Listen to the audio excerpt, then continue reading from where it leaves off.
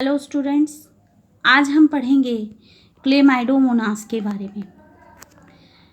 Chlamydomonas में सबसे पहले हम जानेंगे क्लेमाइडोमोनास के सिस्टमेटिक पोजीशन को।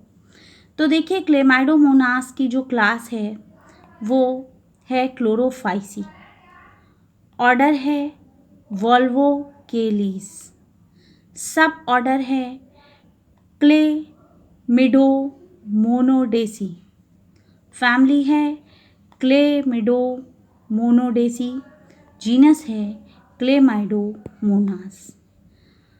तो ये था क्लेमाइडोमोनास का सिस्टमैटिक पोजीशन यानी उसका क्लासिफिकेशन। अब हम देखेंगे क्लेमाइडोमोनास का स्ट्रक्चर। देखिए, जो क्लेमाइडोमोनास होता है वो एक ऐसा एल्गी होता है जो तालाबों तथा झीलों में पाया जाता है। क्लेमाइडोमोनास की कुछ जातियां ऐसी भी होती हैं जो खारे जल में पाई जाती हैं। देखिए उसका स्ट्रक्चर कैसा होता है। तो देखिए, क्लेमाइडोमोनास एक गतिशील शैवाल है जो कैसा होता है, बाईफ्लैजिलेटेड। बाईफ्लैजिलेटेड से मतलब है कि आप स्ट्रक्चर में देखिए कि इसमें दो फ्लैजिला निकले हुए हैं, तो दो फ्लैजिला के कारण ये कहलाता है बाईफ्लैजिलेटेड। इसका जो आकार होता है वो कैसा होता है, गोल है यानी अंडाकार होता है। इसकी जो सेल वॉल होती है वो कैसी है, पतली होती है। जो उसकी बाहरी परत जो बनी होती है वो पैक्टिन की होती है, जो भीतरी परत होती है वो सेलुलोज की बनी हुई होती है। अगर आप क्लेमाइडोमोनास के स्ट्रक्चर को देखें तो ये देखिए एक प्याले नुमा संरचना होती है जिसके केंद्रीय भाग में जो पाया जाता है वो पाया जाता है पायरिनॉइड, तथा ऊपरी पार्श्व भाग में एक प्रेजेंट होता है स्टिग्मा जिसको हम कहते हैं आई स्पॉट।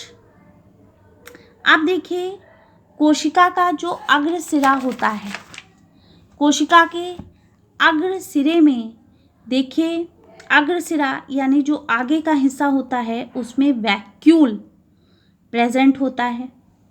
इसके अतिरिक्त इसकी कोशिका में एक न्यूक्लियस होता है, कुछ इसमें क्लोरोप्लास्ट पाए जाते हैं, गोल्गी बॉडी पाई जाती है, माइटोकॉन्ड्रिया भी पाई जाती है।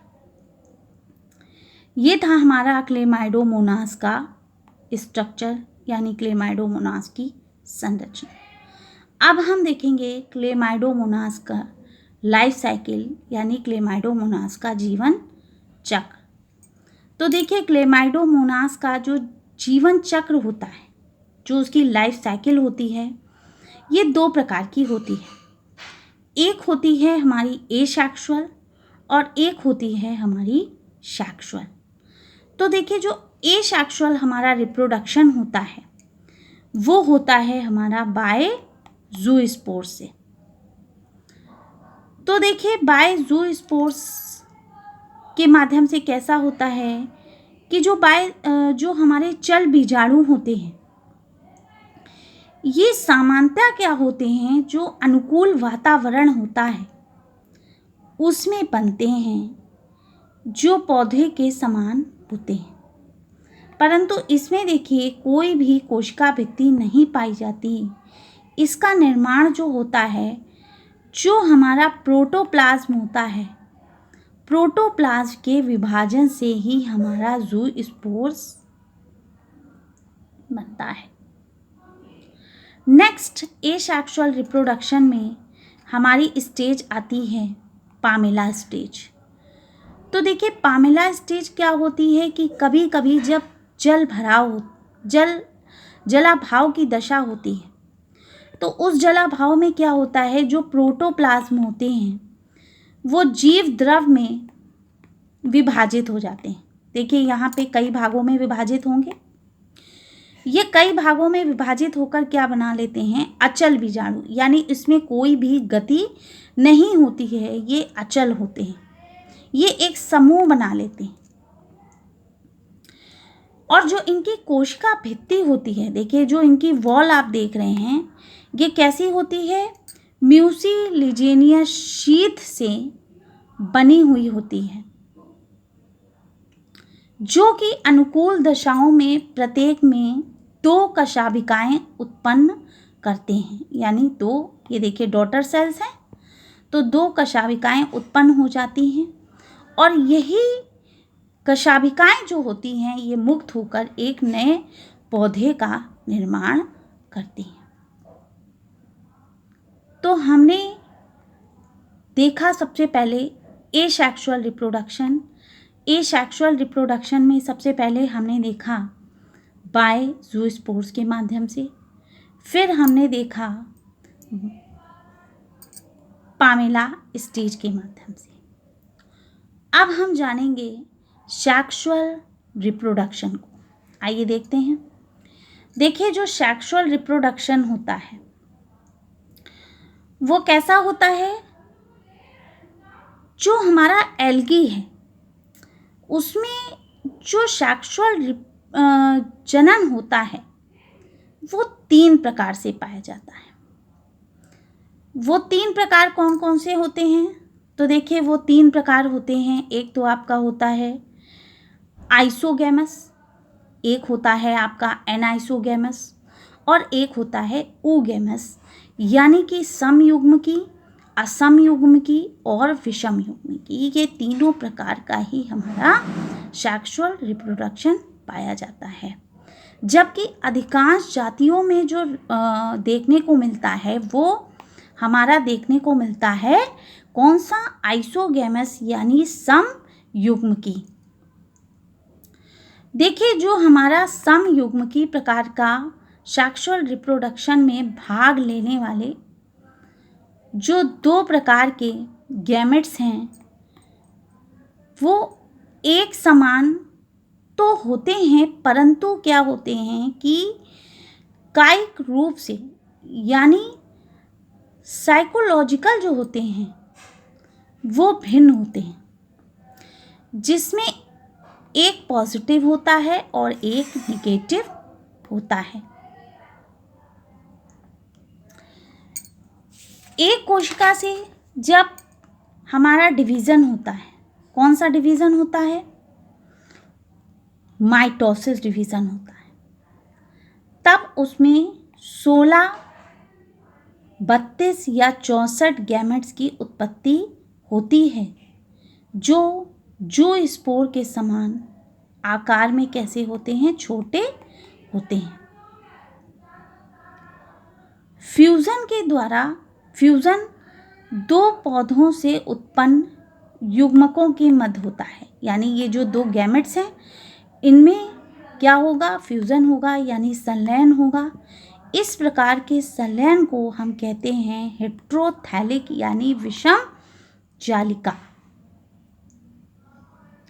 नेक्स्ट देखिए, जब ये फ्यूज़न करते हैं तो पौधों से निकलकर जो भी रासायनिक पदार्थ होते हैं वो क्या करते हैं कि एक दूसरे को आकर्षित करते हैं, यानी एक दूसरे को अपनी तरफ खींचते हैं।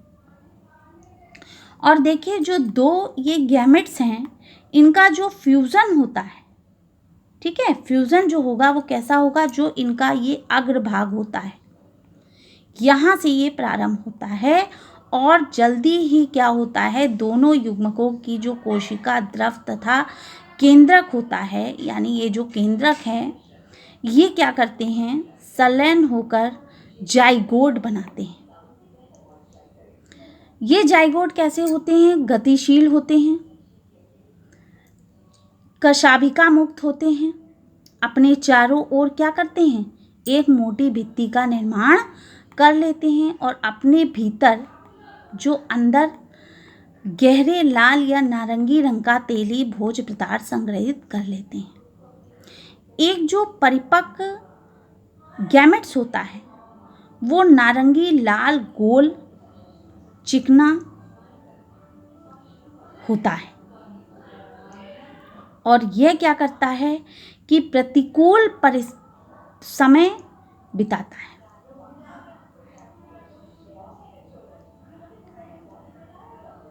अब देखिए जो इसका जर्मिनेशन होता है, यानी जब इसमें मियोसिस डिवीज़न होता है, यानी कि अनुकूल परिस्थितियों में जब इसमें जल होता है तब ये मियोसिस डिवीज़न होगा और इसके फलस्वरूप क्या होते हैं, 4, ये देखिए 4 क्या हैं, ये ज़ूस्पोर्स बनते हैं।